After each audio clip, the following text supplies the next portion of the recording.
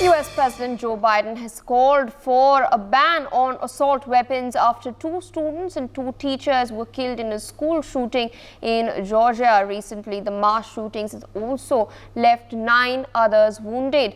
Colt Gray, a 14-year-old, has been identified as the gunman who opened fire at the Appalachia High School in Barrow County in Georgia. He was using an AR platform-style weapon, according to U.S. law enforcement officials. Now let's in fact listen in to what Joe Biden has stated.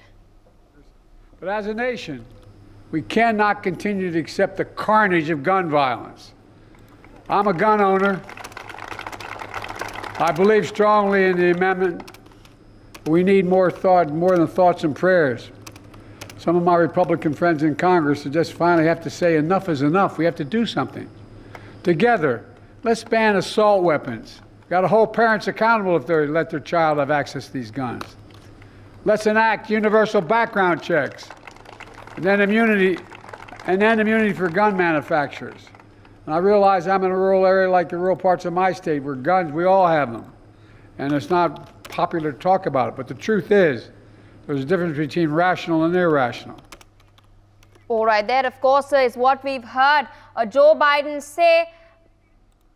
Meanwhile, with us on the broadcast is my colleague Brian Anthony Thomas. Brian, a terrible tragedy has taken place in Georgia. Can you tell us a little more about the incident itself and what exactly has prompted Biden to come out and call for banning of assault weapons? President Joe Biden has called for a ban on assault weapons after a school shooting in Georgia that left 2 students and 2 teachers dead, with 9 others injured, according to law enforcement officials. Now, Colt Gray, who is the father of this very suspected shooter, Colt Gray, has also been arrested, which is the latest that we are letting you know, in connection with the attack at Appalachia High School, which is the Georgia Bureau of Investigation announced.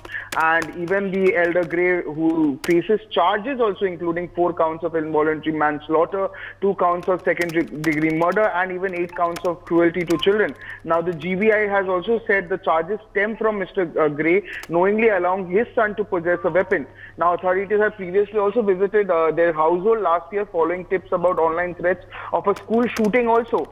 And at that time also, Colt Gray told deputies that while he owned the hunting rifles, they were not accessible to Colt Gray, who was 13 then.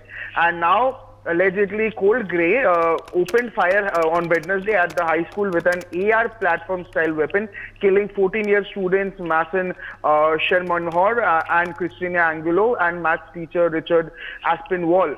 And even Christina Ermey. There were 9 others who were wounded also, including 8 students and 1 teacher. Now, the gunman was quickly confronted by deputies and surrendered, and he faces 4 counts of felony murder also, with additional charges expected.